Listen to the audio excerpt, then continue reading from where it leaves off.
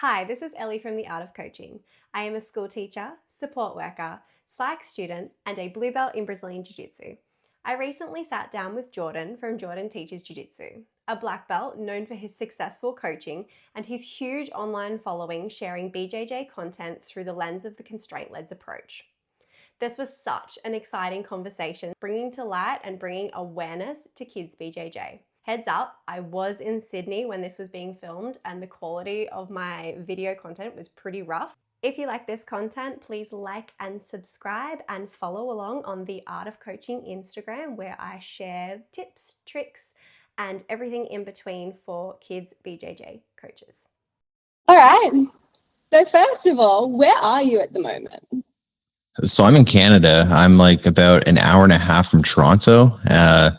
And yeah, the weather is finally starting to get nice here, and it's not as cold. We had an ice storm like a week ago, but since then it's been pretty good. Yeah, right.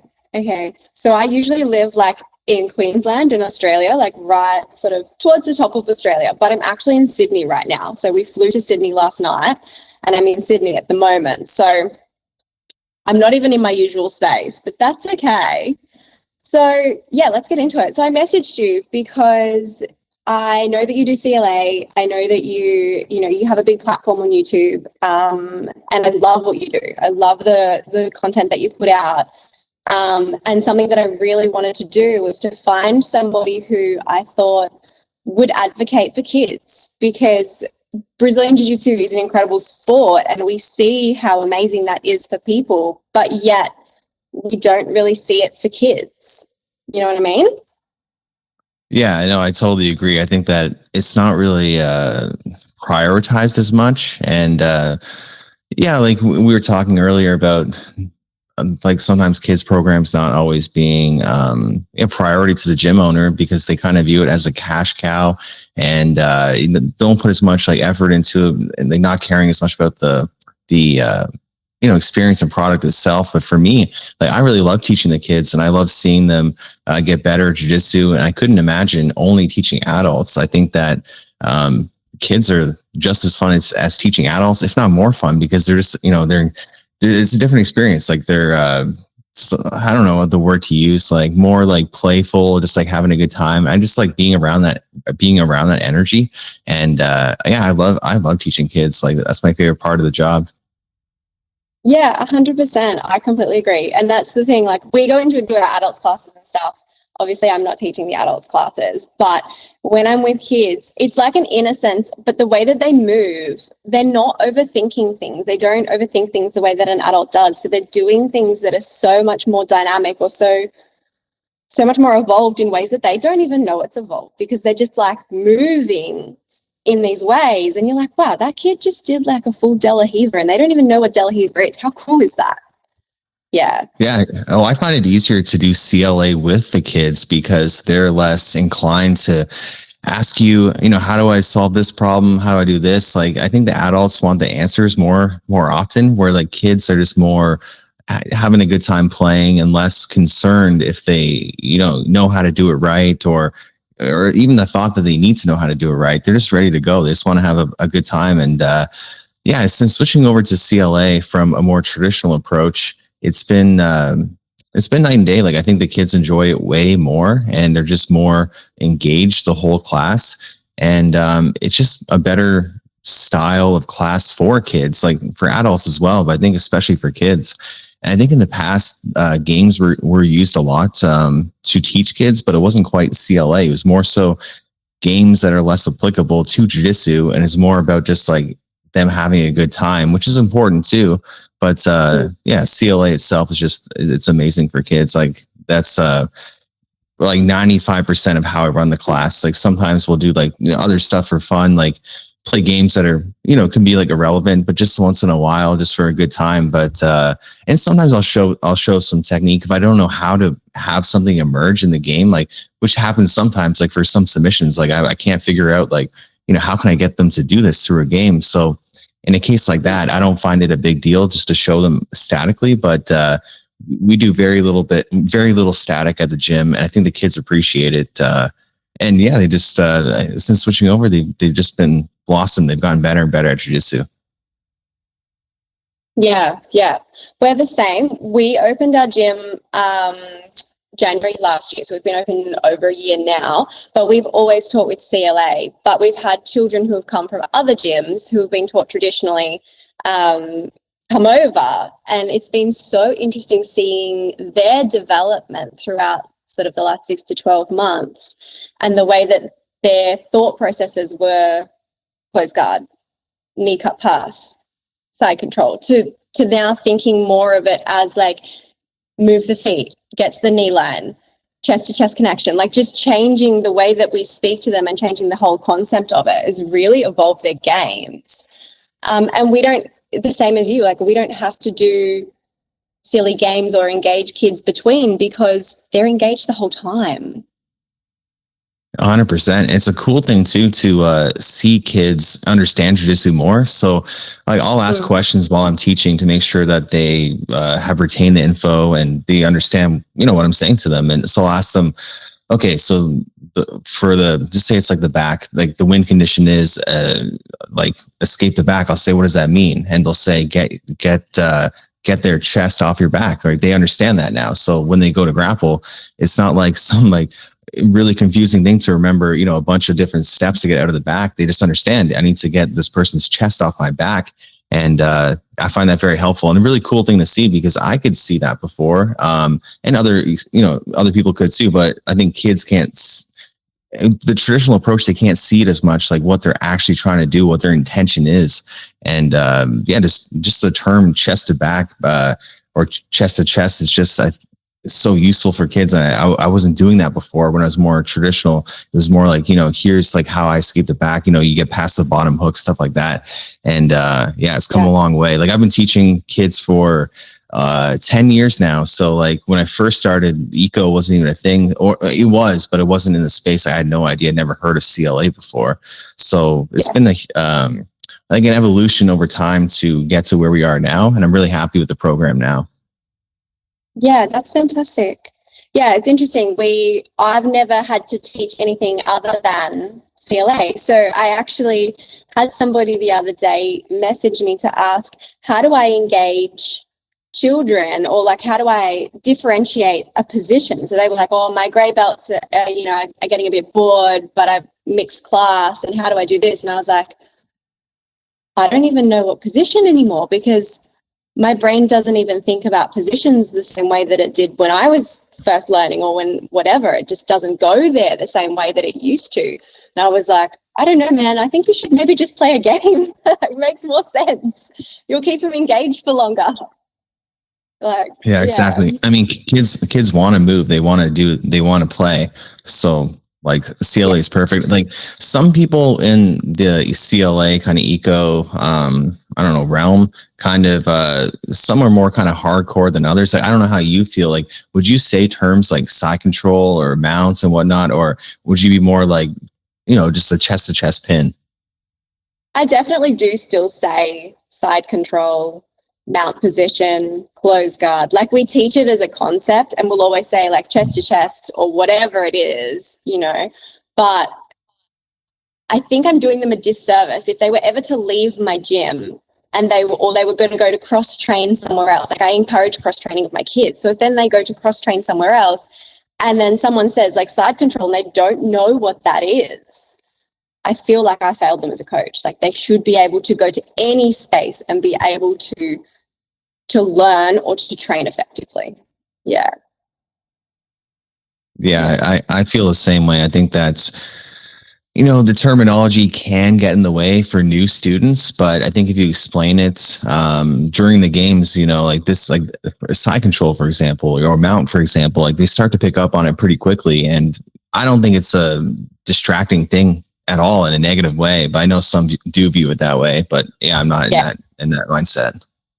It can get a little hardcore in this space, but I do think I do think that there needs to be a balance. And, I did really enjoy the debate at the beginning of the year. It brought a lot of interesting points that probably people who had never even thought of what CLA was to the table, for people to realize that there was even another training methodology or a way to learn.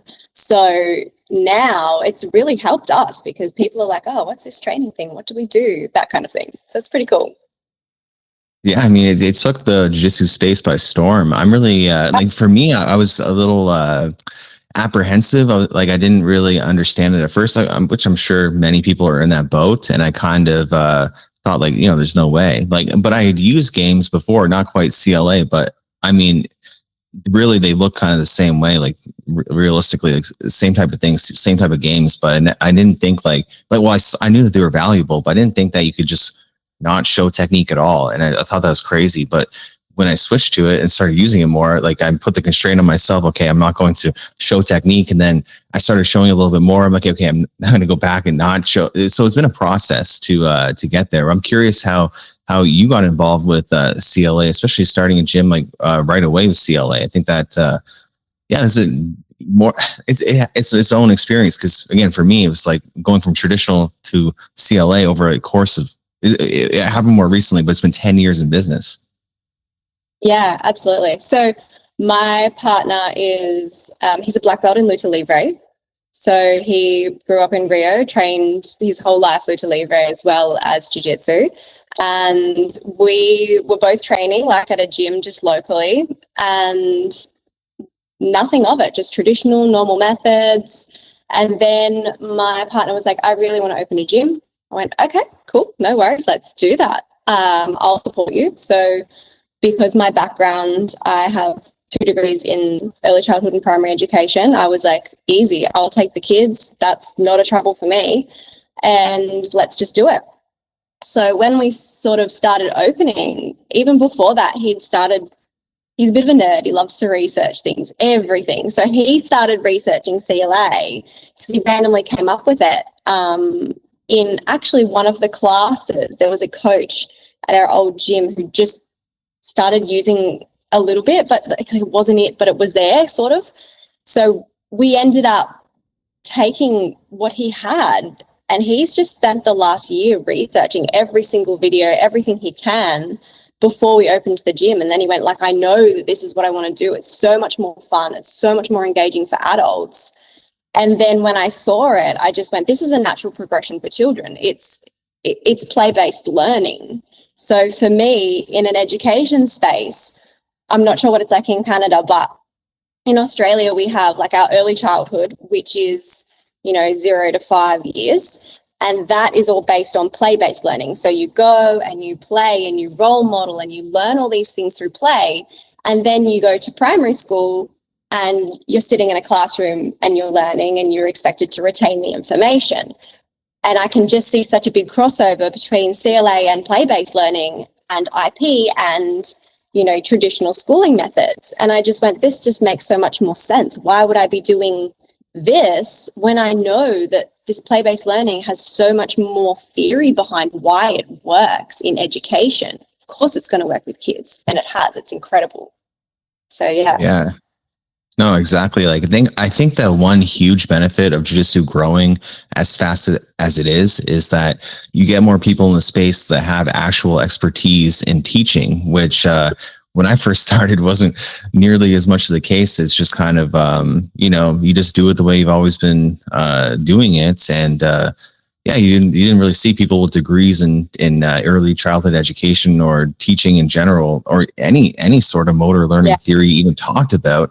So I think that's due mostly to the growth of jiu-jitsu, but also just probably the growth of these things too, like eco in general, like growing and becoming more popular. But yeah, it's been a big change for me. Like I've been doing jiu-jitsu for 13 years now, and like the whole landscape looks completely different. I don't know, how long have you been doing jiu-jitsu for?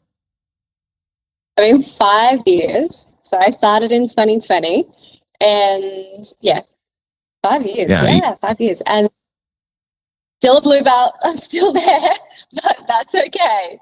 The blue belt's always the hardest one to get through. So especially when your coach is your partner. So it's high expectations. Yeah, in 2020, that's an interesting time to start as well, because I feel like the pandemic is when things really changed in jiu-jitsu in a lot of different ways. a bunch of different ways. One, I feel like it's kind of off topic, but I feel like the community in general is more divided than it's ever been. Like people are pro COVID or anti-COVID kind of, and then they, don't mesh very well.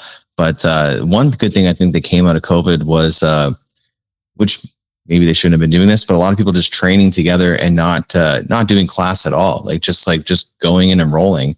I know like for me, like I was doing a bit of rolling, which the government says no, but it's kind of hard not to when jiu-jitsu is your passion, right? So we had like a small group of guys who were training, and we were just, we weren't doing any static drilling, anything like that. We were just rolling every day.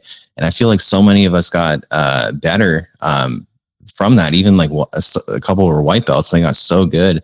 And I feel like that for us, it was hard to like go back to like normal jiu-jitsu after that, of like the traditional class and, static drilling, all that boring stuff. So like, I feel like almost like it in itself was like a catalyst for change that way. And then kind of Greg Sodders came along, and good timing, like really popularized it, start talking about it more.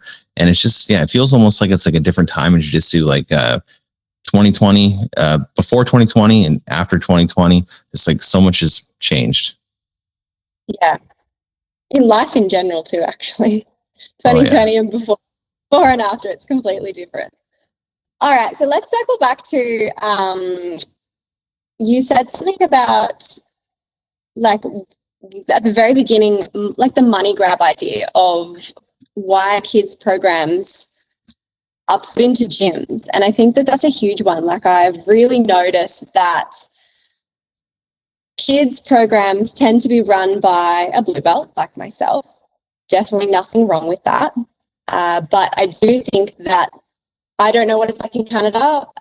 In Australia, you don't need any qualifications to be a coach in any way. I know in Brazil, you actually need like a sports science degree. So you have to go to university to get that.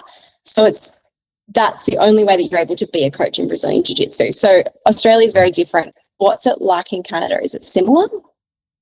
Yeah, Canada is the exact same way, that you don't need any certification. And I kind of think that's a good thing, just because, like, I don't know, I wouldn't want to have to go to school for 4 years just to do what I'm already doing. Like, especially like, I don't know, certain things, like I do find eco and motor learning interesting. I'd rather just learn it on my own, right, than go to school. So I think there's pros and cons, because you also have the problem where people are unqualified, and I think you are 100% right. There's nothing wrong with a blue belt teaching kids class. Like, I opened my gym 10 years ago as a blue belt, and everything went well. Everything was good. But because even a black belt, like, it can be a black belt and they're unqualified to teach. Like, they're not very good at teaching, or might not even be good at jiu-jitsu. But I think that one reason why jiu-jitsu instructors, like, or jiu-jitsu gyms, they put blue belts or like unqualified people into teaching. They don't train them. It's because it's easy to get new kids always. Like, it's hard to retain kids when you have a poor program. But like, because kids are the easiest ones to get in the doors. So like, I think that you can make money even with a crappy kids program. So I think a lot of gym owners, they think, well, I can just pay this person next to nothing and still make money and not have to worry about it, not have to train them, do anything like that. And I'm still going to do well financially. So I think that's definitely the wrong approach to take for a lot of reasons. But like, if you even just think just purely financial, you're going to make more money by having a better program. But there's obviously tons of reasons beyond that. So I think they shoot themselves in the foot. But like, I don't know. I've talked to some black belts too that have gyms, and they don't want anything to do with their kids program, or they don't even want one. And I just think that's so crazy, because like, aren't they passionate about jiu-jitsu? Like, don't they want to see the kids, they turn into adults, and if they still do jiu-jitsu, that's amazing, right? Because I've been doing the gym for 10 years, so I've seen kids go from kids to adults, and it's just the wildest thing in my head. Like, it's nuts. And to think that I could serve them poorly by not really caring about their progression is just like, I couldn't do that. I couldn't live with that. Just like not wanting to put in the effort to help this kid out and throughout their life, and or I guess as long as I have them for it, and really put in my best effort. Yeah, definitely. I mean, we're the same. I cannot see how you can be completely passionate about jiu-jitsu but just not care about the future generation of jiu-jitsu.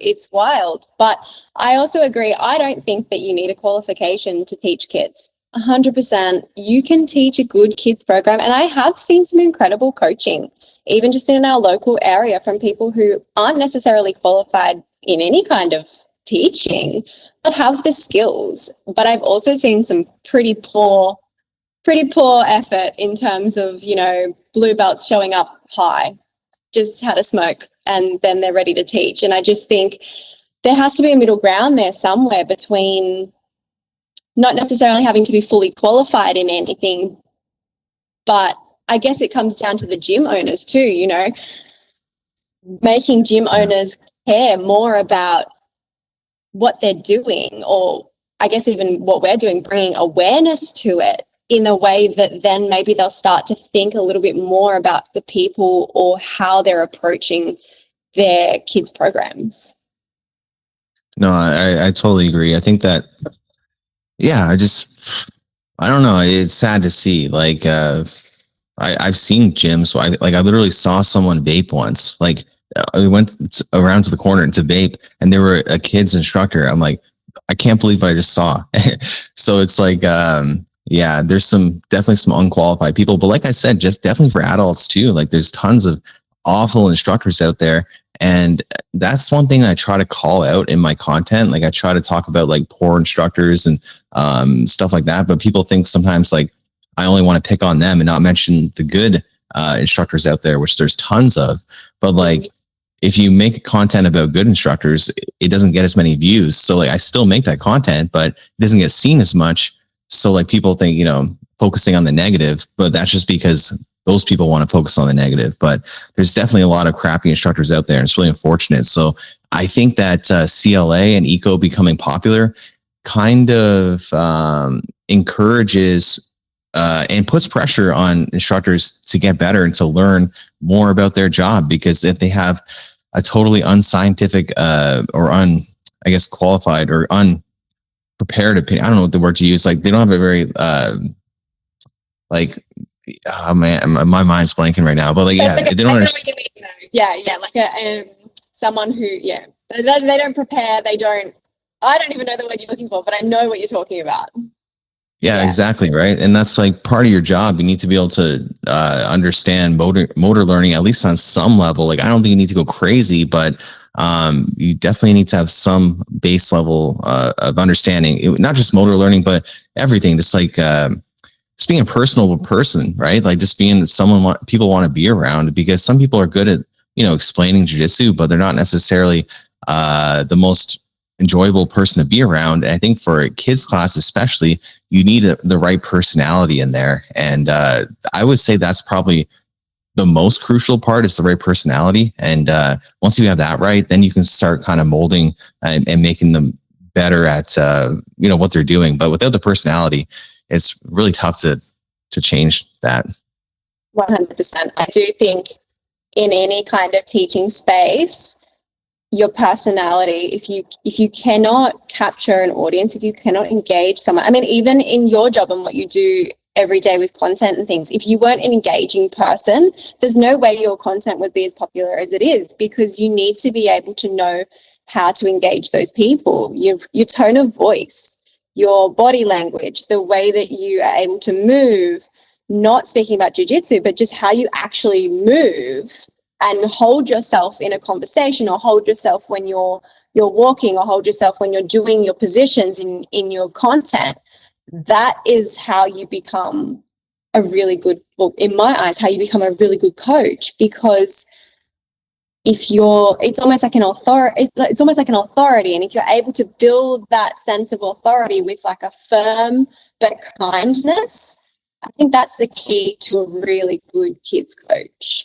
Yeah, I agree 100%. And I think that like kids instructors especially have a responsibility, because a lot of the times the kids do look up to them. And so you need to set a good example, and not just like, what you do like off the mats or on the mats, but also just being like somebody people that they want to be around, they think is cool, or they think is nice, they think, that has manners, like has like talks well, all this stuff, like they pick up on these things, and they should view you as like, okay, that's kind of what I want to be like not like, I don't think it should be like obsessive, like and like culty, like that kind of stuff, like going crazy. But I think that the kids are definitely influenced a lot by the instructor, and if the instructor doesn't really care, or it's just not good for the kid. Like I try my best always to put my best foot forward, even if I'm like having a bad day. I'll try to put on an act as much as possible to make it seem like I'm just having a great time. But like, you got to do with any job. But yeah, especially dealing with kids, I think that you just have this extra responsibility to do your best and provide a good service for them and the parents. Yeah, definitely. So how do you go about something like, I would be curious to know, if you have a child who cries, for example, on the mats, how do you deal with that? Yeah, that's a tough one. Definitely depends on the situation of like why they're crying or what kid it is. Because if it's a kid I know, like, there's maybe it's an emotional kid. Like I understand, like they're just, their emotions are getting the best of them. But yeah, usually like I'll try to talk to them first, see see why they're upset, and kind of go from there. I try not to involve the parents too much, because I find like if you bring a kid to a parent, it's hard to get them to come back out. So I try to keep them there if I can, to get them back on the mats, kind of get their mind off whatever's making them upset, and get back into like what they're doing, jiu-jitsu, and get their mind off that. But yeah, I feel like always like I'm unsure of like, is there better ways of dealing with this kind of stuff? So yeah, I would be happy to hear from you, like how you deal with that. Yeah, I definitely think that a male compared to a female is going to have a huge difference in the way that we respond, and also the way that you feel that you can respond to those things. I know that my partner doesn't feel he's able to provide as much emotional support because he's aware, and it's completely not there, but there is always that I don't necessarily want to get too close to the child. I don't necessarily want to touch the child too much. I don't want to hug them. If it's someone that he knows really well, of course.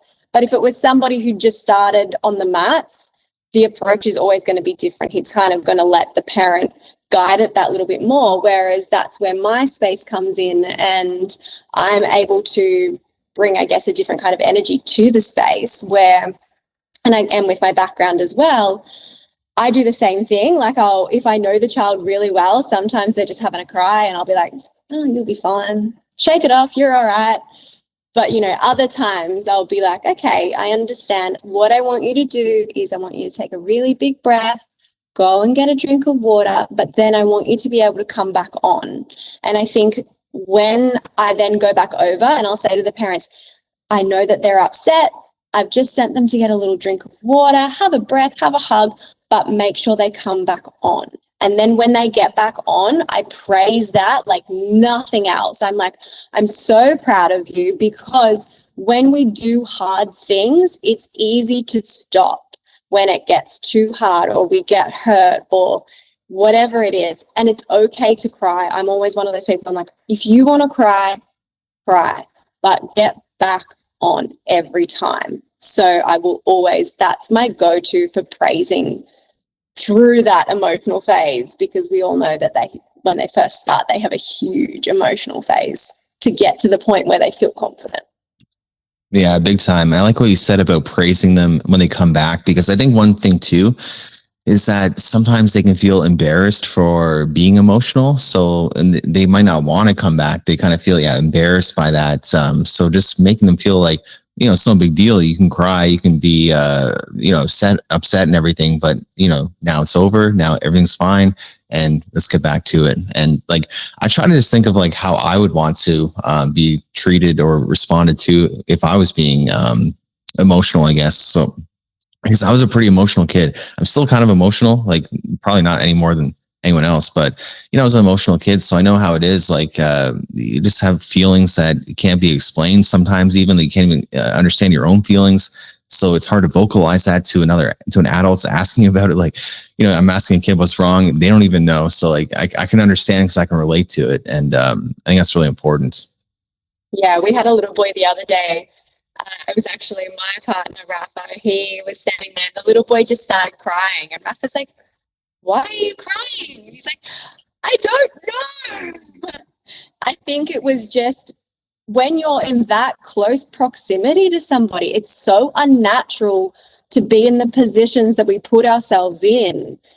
And it's so unnatural to be choked and to be arms pulled and legs pulled and all these things. And then we put small children there and expect them to just emotionally, all right, cool, no worries, just put your arm around my neck and choke me and that's okay. Of course, they're going to have an emotional response to that. So being prepared for that, I know every time a new kid comes in, and if I'm doing some sort of like naked choke, like a rear naked choke or something, 100% I will prepare everyone that they're going to cry in a nice way. They do get over it. Exactly, because jiu-jitsu is a pretty intense sport, and sometimes kids come in and they think like I get to do this, like really excited because it's such a crazy thing. But you can also go the other way around where it's such an intense, like different thing that they're used to. It's like, oh my god, we're doing this, like we're choking each other and stuff like that, and it's just, I can see how that'd be overwhelming for certain kids for sure. Yeah. Also for parents, I think sometimes, like in the past, I've had parents come in that they have absolutely no idea what Brazilian Jiu-Jitsu is. And they've signed their child up for this trial class. And now all of a sudden they're watching their child do all of these things. And that can be super overwhelming and put them almost into a fight or flight mode because they're like desperate to protect their child.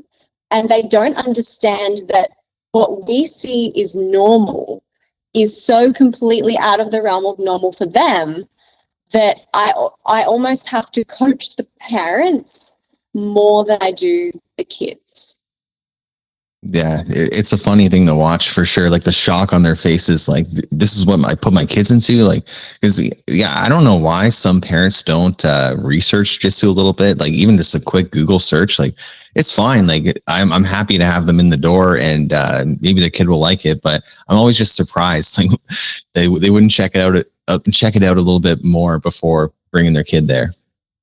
Yeah, definitely. I think that how do you go with the parents at your gym without having to put them on the spot? Yeah, like I'm in, I guess, like I'm in a pretty small town, so I feel like my experience as a jiu-jitsu coach is just kind of different from people that are in like big cities, just because it's, I don't know, I want to say a little more community focused, like people know each other more, and it's just like, yeah, it's just a different experience. So like in my gym, like I'm sure this happens in cities too, but and like all the parents are, nice to each other. Like they talk, they sit on the benches, like to watch their kids, and they like maybe their kids are like friends now too. They hang out after class or whatever. So like we've got a pretty good community, and yeah, like all the parents are super chill. Like that's one great thing about teaching jiu-jitsu is getting to know so many people. Like the kids are great, but also like talking to the parents and getting to know them as well. Do you find that many of your parents train? I think we have a pretty good rate of how many the kids' parents start training after putting their kid in initially. I'm not exactly sure what the rate is, but it's pretty good, and it's always great to see that. Which is another benefit of having a kids program is that you can get people you can get their parents into the adult class. Which can be a lot easier than putting like an ad out to them of like try jiu-jitsu when they never seen it, and like it's easier to bring your kid and then see it and then say, oh, I want to do that too. Lead by example. Your kid can see you doing it, and it's just a great thing to share together. So I always try to encourage the parents to start as well, but sometimes they have like injuries or whatever it is, or their schedule doesn't allow for it. But I try to nudge them as much as I can. Like, hey, come try class. Yeah, we're the same. I find that, a lot of parents start and they bring their child because they secretly want to try it, but they haven't quite got the confidence, or they haven't got whatever it is yet. So then they bring their child to train, and then after about 4 or 5 weeks, they're like, oh, I'll just try it. I'll just sign up. And they're sold. They're always sold from there. Exactly. Yeah. I've got a blue belt that he brought his kids to class and they only lasted a couple months. Like it just wasn't for them. But he's been training for 5 years now and he's pretty good. So it's a really cool thing. Yeah, we wouldn't have had him if we didn't have get his kids first. I wish we had his kids too. They wish they would have liked it, but they're doing other sports. But I always think of him because it's just funny that they don't do it anymore. He does, and he just loves it. Mm. Did you ever teach kids without using CLA? Sorry if I missed that part. Yeah, I used to. Yeah, I used to do it more traditional, but I never went like the really kiddish approach. Like I would do it more along the lines of a traditional adult class, but not so much where it's um it's like boring or anything. I always try to always change it up so they don't get bored at because they can get off task pretty easily after 5-10 minutes if you don't change what it is. But definitely it was more traditional. Yeah, better now for sure. Yeah. So a child's attention span is 3 times their age. So generally, if you have a 5-year-old, you have around 15-20 minutes for an entire session to actually retain their entire focus.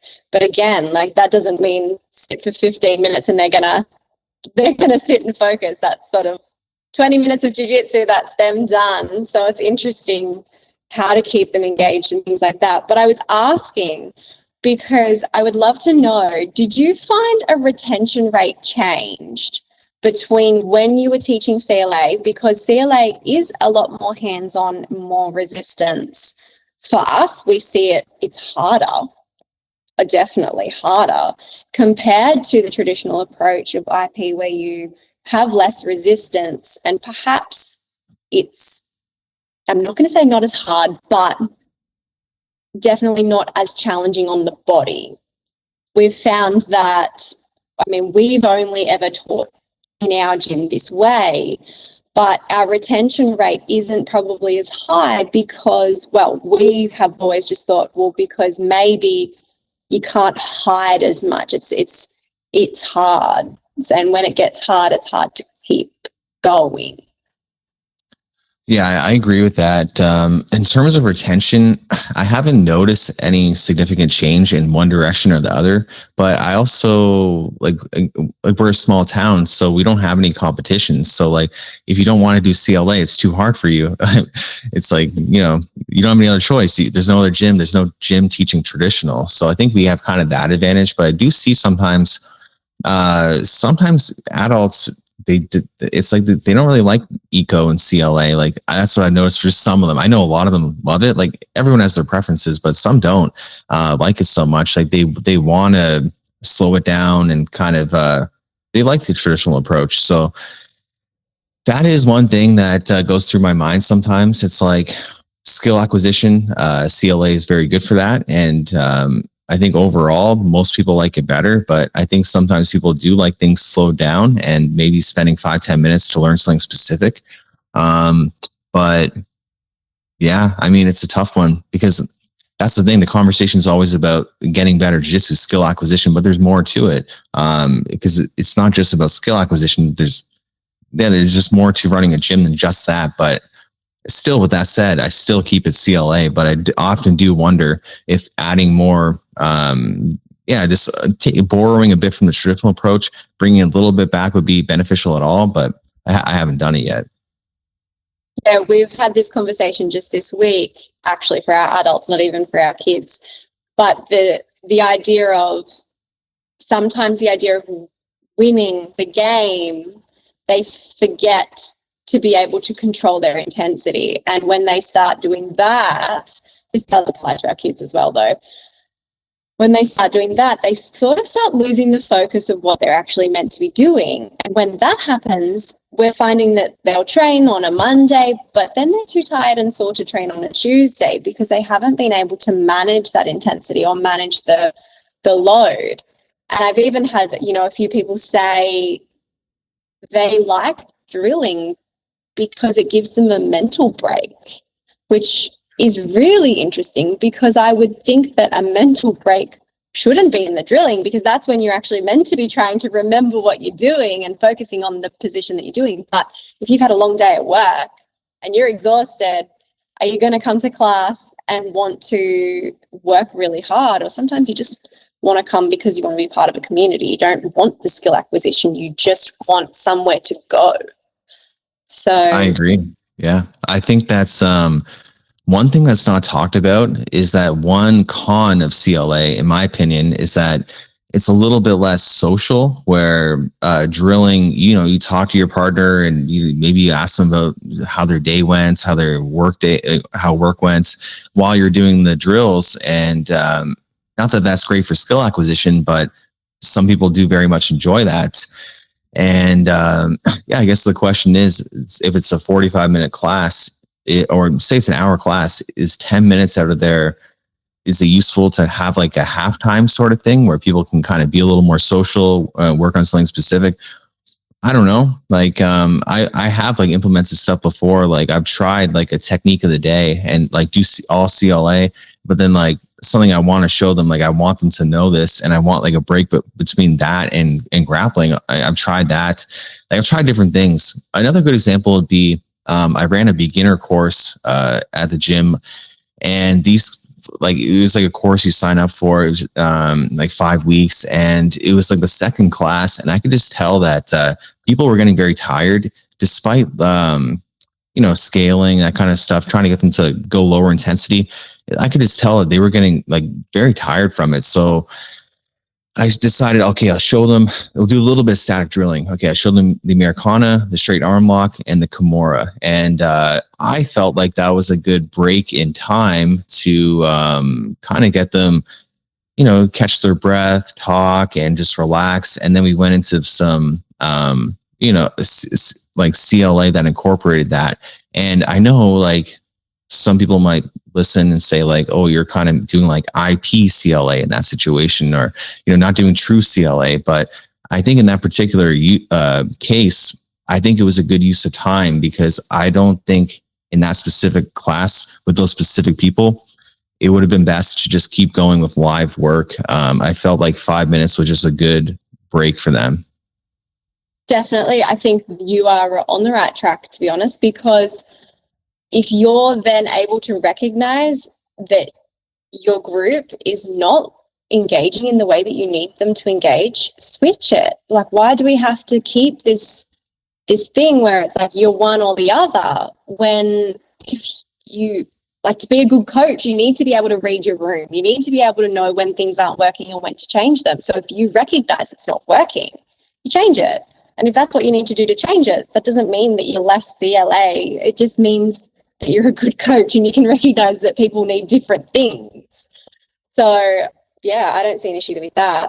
One of the ones that we do is, because again, submissions is hard. So we do this with our kids and we do it with our adults, where, we'll put them into a position, basically, let's say like a triangle position. We'll put them into the full triangle, lock it up, and they'll play the game. One person's trying to escape or whatever their goal is, and the other person's trying to get the submission. Now, at the end of that game, we'll say, okay, guys, now you've got 2 minutes to talk to each other. How are you going to finish it? What do you need to do to finish it? We know that you need to have, your shoulder close to the neck. You know those things. How do you finish it? And we just let them go and talk so that they can at least then have that social interaction, but also maybe emerge it in a way without explicit instruction necessarily. There's always one that's more experienced than others, and they're like, yeah, you just need to do it like this. And then it's, taught. But I feel like it's such a hard line with submissions, especially my partner's a big heel hooker. He's gotten pretty good with the games now, but in the beginning we were like, how do you teach heel hooks in CLA? Like, how do you do that? Slightly going off topic here, but you know what I mean. No, 100%. I'm actually, I'm kind of stuck on this problem right now. Maybe you can help me. Like, I don't know how to make a bow and arrow choke. I don't know how to make a game out of it. And I'm also struggling through static drilling to get them to do it properly too. That's the only thing right now we've been doing a little bit of static drilling of is bow and arrow chokes. but yeah, both ways, I can't quite get them just doing it. How would you approach a bow and arrow choke for kids specifically? Yeah, that's a very good question, because that is one of the ones that we struggle with a lot. Because I think their hands, I feel like their hands aren't strong enough to have the grips and the concept of pull. I feel like their core strength, there's a whole bunch of things like their core strength, depending on how old we're talking here. If we're talking like sort of 6 to 9 year olds, they haven't quite got the core strength to be able to move their bodies to get the angle right. And they haven't got the grip strength to be able to get the pull that they need. So we struggle with this a lot. And in the end, we just went, maybe developmentally, their bodies physically aren't ready for it yet. So we kind of have we do a little bit of it, but we've just left it because we went, all right, they're just not there yet, and that's okay. I'll get my partner that one, because that's a hard one. Yeah, and there's other submissions available from the back, so that makes sense. And I agree, like especially with gripping, I feel like the kids just won't take a tight grip on the lapel. And it's like so frustrating. It's like hold it tight, don't let go. But yeah, I can understand maybe they don't have that grip strength, because a lapel is kind of hard to hold on to. Like especially if you're a kid, I imagine. So yeah, like I guess they probably have a reason for struggling with that. So that makes sense. Yeah, they have like these we find they get like this little grip like this. I'm like, no, like grab it, hold it. And they're like, I am. That's not it. So Exactly. I notice that a lot with 4 and 5 year olds. As they sort of get a little bit older, they do start to get that better grip. But it's that angle I definitely think affects them a lot. We have the problem with getting them to do more sweeps, like to be able to get hooks and posts. So between the 6 to 9 year olds, the only hooks and posts they can really be able to get without sort of moving their hips a lot is just like 2 inside, maybe 1 outside hook, like a De La Riva sort of hook, and then they're able to sweep. But anything that requires them to move their bodies or their hips, it's like their core is not able to get that angle to move. How do you find the things in that age range? Yeah, no, I agree. I feel like probably under 10 is when I encounter these problems the most, where it's kind of just like mind boggling to me at the time. Like, why can't you just do this? It's simple. Like it feels like to me, but again, I got to, I'm understanding. I understand their kids and have a hard time, but I get a little bit like, what's going on here? So, but yeah, I guess it just depends what it is. And that's one reason too, why I do like CLA so much more than static drilling, because I hated going around having to correct the kids, put your hand here, do this, move your hips here. And it's just like, you have to go around to so many kids to help them. And then I feel like, if I have to go around and help them, maybe I didn't explain it well, or maybe they didn't listen well. So I start questioning that. So CLA makes it so much easier because they can, for the most part, they can figure out how to move their body the way they need to get the task done. But you definitely see some like impairment compared to like kids that are a little bit older and have a little more flexibility. I think like maybe I'm wrong. It seems like younger kids are a little like stiffer in the core, where like they can't twist as good or something, like a little more stiff. I don't know. Yeah, I actually don't even know if it's developmentally a thing, but I'd love to. Maybe I will research that and circle back to that, because I know that cognitively there's a huge there's a theorist called Jean Piaget, and he's basically the biggest theory in education in terms of how children develop and how their brains develop over time. So I know that, ages between 2 to 3, 4 to 6, 6 to 9, whatever the age range is, that's cognitively going on. But I'd be interested to know if physically their bodies change, or physically there's something going on there, because physically it's a huge thing that they're missing when they're training. But And then again, we have like a 7-year-old who was doing one thing for the last little while, and then, a year later, now they're able to move in a way, they're inverting, and it's like, oh, okay, you've got it now. Cool. That's great. Was it because of that? I don't know. Yeah, you're right. Because sometimes kids do make like huge progression over a small period of time, especially if they're going through some sort of growth spurt too. And it's like night and day from like one year to another. Just like maybe they were doing okay, but now they're like a superstar. Just like getting everything. Yeah. It's really cool. Maybe it is like developmental plays a part in that. That'd be interesting to know. Yeah, definitely. Well, is there anything else that you'd like to discuss? Nothing, not off the top of my head, unless you have any ideas. I think I'm just having a quick look because I'm aware of time and stuff too. I don't want to keep you for too long. Yeah, absolutely. Attention, focus. It's funny, they've always got this thing, but you always end up just going in whatever direction. But we have actually covered pretty much everything, which is cool. Yeah, it's went by pretty organically, which is always way easier when it's like this. Yeah, definitely. I've really enjoyed speaking to you because obviously we're from different countries and we have different experiences, and your experience in jiu-jitsu far outweighs my experience in jiu-jitsu. But I understand then obviously my interest in education and how that balances out as well. It's been so interesting to hear how you teach, and even just the ability to have the conversation to bring awareness to kids. I love that you teach your kids programs. I think that that's such an important thing that gets missed, is the coaches kind of just give it to the blue belt and hope for the best. But yeah, I think you're a great advocate for that. So that's really great. Oh, thank you so much. Yeah, I appreciate it. And I agree. I think that black belts, like, if you should teach the class if you can, but definitely, like I said, I was a blue belt when I started. So I never like care about the belts in terms of like, whether you're fit to do it. But, yeah, definitely. Yeah. I'm like kind of proud of myself, I guess, in that sense of like, I'm a 2nd degree black belt and I still love teaching the kids. So like that, to me, like I'm happy with that. Like, yeah, like I'm glad I never lost that kind of enjoyment for teaching kids, because I've enjoyed it since I started. Like, I'm like, I get to do this for a living. It's amazing. I still get to do it and I still enjoy it. So yeah, I appreciate the conversation as well. Thank you so much. Yeah, no, thank you so much. I really appreciate your time. And yeah, shall we end it there? Yeah, sounds good. Thank you so much. Thank you, Jordan. I really appreciate your time. I'm just going to finish the recording. Yep.